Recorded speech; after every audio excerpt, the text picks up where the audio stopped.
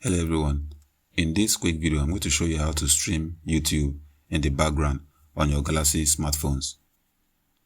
Pretty much every Samsung device have Samsung Internet installed, so I'm going to show you how to do that in this video. But before I start, I also want to point out that this is not strictly only for Samsung users.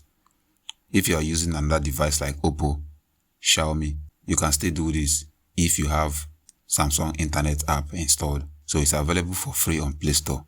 So to enable this cool feature, you go to the settings, scroll down and click on useful features. Click on background play and turn it on. So from now on, when you watch YouTube videos, you can stream them in the background without the video pausing.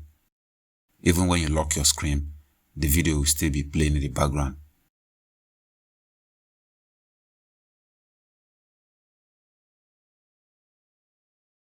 So this is how you turn on background streaming on your Galaxy smartphone.